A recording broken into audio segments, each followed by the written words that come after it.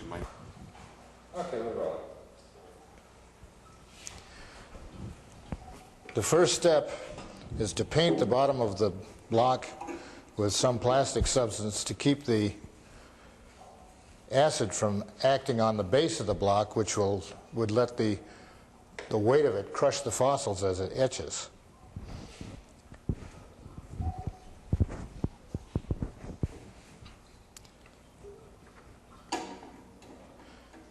Then the block is placed in a tub full of cold water, room temperature.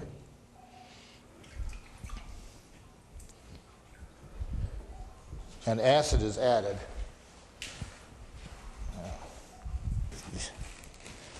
Yeah, at least they're big enough.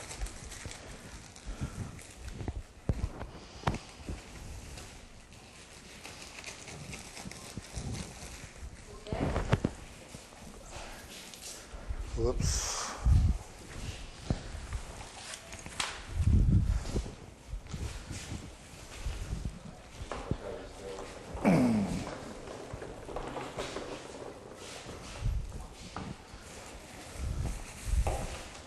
Get over the tub. Yeah. Okay, now let's see if this will work.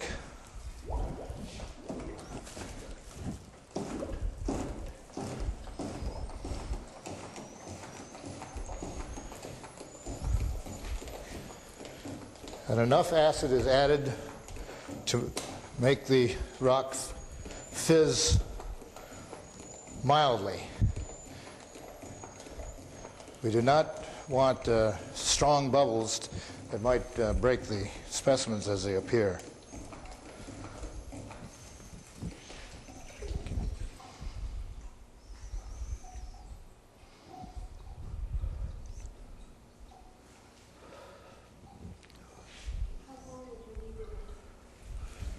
The process for a block this size in this acid would take perhaps 2 weeks, depending on the acid. This is formic acid.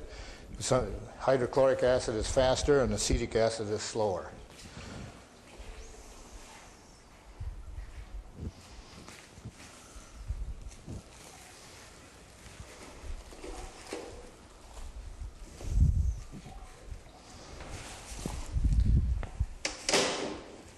The tub is covered to prevent any splashing, and the fumes are taken off by the fume duct that provides suction.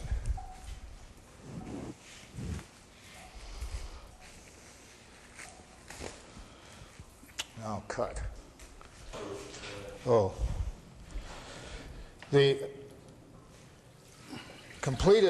The etched material is washed to get all of the acid out. This usually takes at least 24 hours. The final result is loose fossils, which then must be picked by hand, usually under a magnifying glass.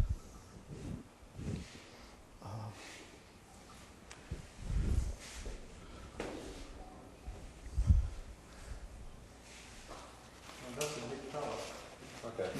You rolling? What's that? The majority of the fossils seen here are little shells called brachiopods. But in between there are bryozoans and sponges, and it's likely to encounter many different kinds of fossils, such as those that were seen this morning. Snails, trilobites, and the like. But the majority are brachiopods because we search for pieces with brachiopods. What part of the block gives you the best specimen? In this one, the upper part, because here you see it's bedded, and these are essentially crushed specimens. The good ones, the complete ones, are on top. Can he answer that question again? And Alex, stay on the rock.